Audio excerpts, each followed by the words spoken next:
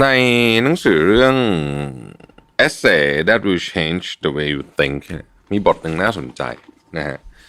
ชื่อว่า20 Signs You Are Doing Better Than You Think ก็คือแบบว่าคือบางคนเดี๋ยวนี้รู้สึกว่าแบบ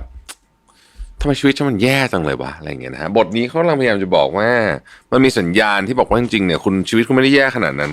20สัญญาณนั้นคืออะไรบ้างข้อที่1คุณจ่ายพวกบินต่างๆนะค่าน้ำค่าไฟนู่นนี่ต่างๆนะเสร็จแล้วเนี่ยคุณยังมีเงินเหลือใช้สำหรับสิ่งที่ไม่ได้จำเป็นก็คือปัจจัยสี่ของชีวิตเนี่ยยังมีเงินเหลืออยู่ข้อที่2ฮะคุณตั้งคำถามอยู่กับตัวเองเสมอนะฮะคุณสงสัยในชีวิตนะครับแล้วก็คุณก็บางวันก็รู้สึกเศร้าอันนั้นแสดงว่าคุณยังมีพื้นที่ที่จะตั้งคำถามแบบนี้คนบางคนไม่มีแม้แต่โอกาสที่จะมีพื้นที่แบบนี้ด้วยซ้ำเพราะว่าชีวิตเขาเนี่ยมันไม่มีเวลาแม้แต่จะให้คิดเรื่องพวกเนี้ยคือต้องปากกัดตีนถีบมากว่างั้นเถอะข้อที่3ฮะคุณมีงานทำไม่ใช่ทุกคนจะมีงานทำแค่คุณมีงานทำเนี่ยก็ถือว่าทำให้ชีวิตคุณมีเป้าหมายอะไรมากขึ้นอยู่แล้วนะฮะข้อที่4ครับคุณมีเวลาที่จะ enjoy ตัวเองเช่นดู Netflix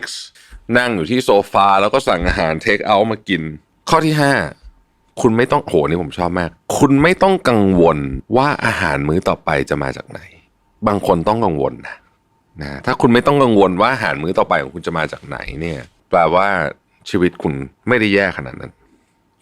ข้อที่6คุณกินอาหารเพราะคุณอยากกินเช่นวันนี้อยากกินข้าวขาหมูเพราะอยากกินไม่ได้จำเป็นจะต้องกินอาหารเพราะต้องการอยู่รอดข้อที่7คุณมีเพื่อนสนิท 1-2 คนข้อที่8คุณมีเงินที่จะขึ้นรถไฟใต้ดินคุณมีเงินจะซื้อกาแฟ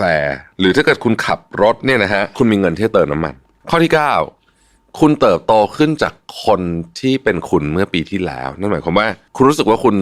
อาจจะเติบโตขึ้นในทางความคิดอะไรพวกนี้เป็นต้นนะฮะข้อที่10นะครับคุณมีเวลาแล้วก็มีเงินที่จะซื้อของที่ไม่ใช่ของที่ถูกที่สุดเสมอเช่นคุณสามารถซื้อหนังสือนะฮะคุณสามารถไปคอนเสิร์ตได้บ้างนะครับข้อที่11คือคุณมีชุดให้เลือกใส่12คุณเนี่ยสามารถที่จะเซนส์ได้ว่ามีอะไรบางอย่างที่ผิดปกติใน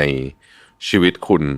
การที่คุณสามารถเซนส์ได้นี่เป็นลักชัวรี่ชนิดหนึ่งนะแสดงว่าคุณมีความรู้ความเข้าใจเกี่ยวกับอะไรถูกอะไรผิดอะไรอันตราย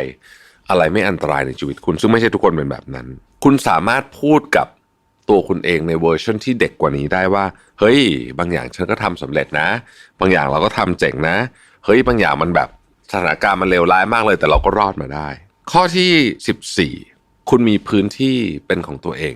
มีคนจำนวนมากบนโลกใบนี้นะครับที่ไม่ใช่ว่าไม่มีบ้านของตัวเองนะครับไม่มีห้องเป็นของตัวเองยกตัวอย่างเช่น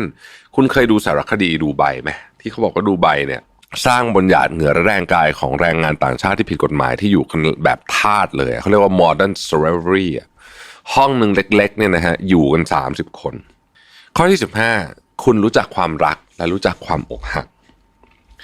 16คุณสนใจในอะไรบางอย่าง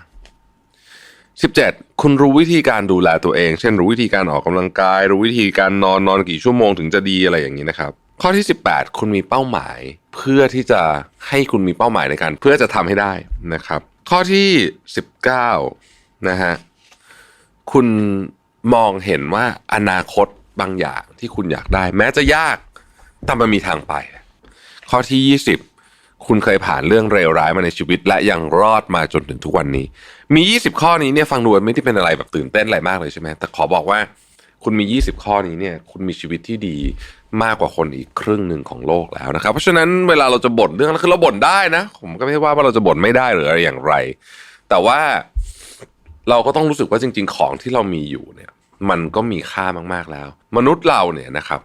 appreciate สิ่งที่เรามีน้อยเกินไปและให้ค่ากับสิ่งที่เรายังไม่มี